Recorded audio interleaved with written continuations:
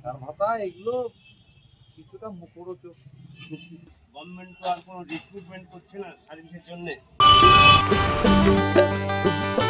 মুখ্যমন্ত্রী বেকারদের জন্য 1,500 টাকা ভাতা হিসাবে ঘোষণা করলেন। গতকাল থেকে যুবসাথীর ক্যাম্পও শুরু হয়েছে।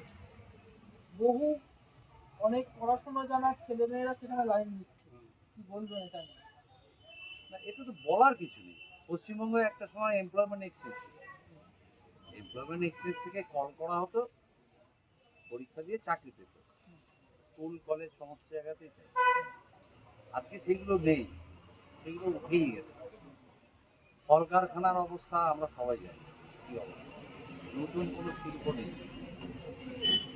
এখন এই মুহূর্তে বেকার ভাতা দিয়ে সমস্যার সমাধান করা যাবে। এটাতে কি হয়, মানুষের আরো কিছু সমস্যা তৈরি হয়। বাড়িতে গেলে বোঝা যায় বেকার ছিল, যারা বেকার বলি তারা তো প্রতিটা নিয়ে লড়াই চালিয়ে যায় চাকরির জন্য।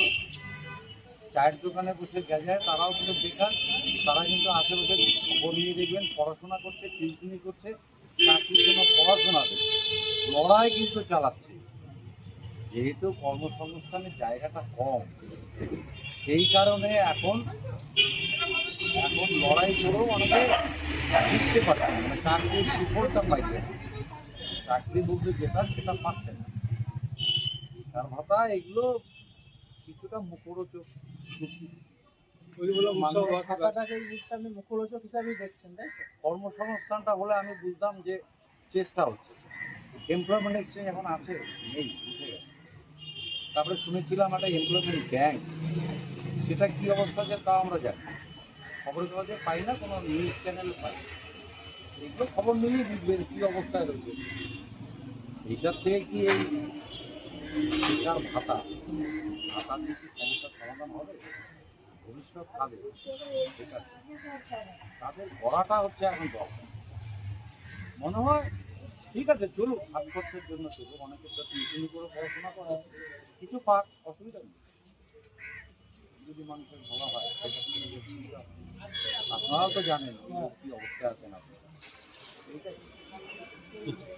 মুখ্যমন্ত্রী বেকারদের জন্য 1,500 টাকা ভাতা হিসাবে ঘোষণা করলেন এবং গতকাল থেকে যুবসাথীর ক্যাম্পও শুরু হয়েছে। ক্যাম্প শুরু হয়ে গেছে। হ্যাঁ, লক্ষাধিক প্রায় ছেলে মেয়ে যারা বহু পড়াশোনা করে গিয়েও সেই লাইনে দাঁড়াতে হচ্ছে তাদের। কি বলবেন এটা নিয়ে? কি বলবো বলুন তো, সরকার যদি এই ডিসিশন নিয়ে চালাতে চায় আমাদের কিছু বলার নেই। কারণ এটা বেকার সমস্যার জন্য যে এই জিনিসটা করছে, গভর্নমেন্ট তো আর কোনো রিক্রুটমেন্ট করছে না সার্ভিসের জন্যে। বলে তো খুব ভালোই হতো। এখন এটা করছে যারা সম্পূর্ণ বেকার, শিক্ষিত থেকে ধরুন চাকরির ইয়েস পার হয়ে গেছে, তাদের জন্য এটা ঠিকই ছিল। তবে এই 18 থেকে 35 বয়স পর্যন্ত এটা আরও 35-এর পর থেকে হলে এটা খুব ভালো হয়েছে। এছাড়া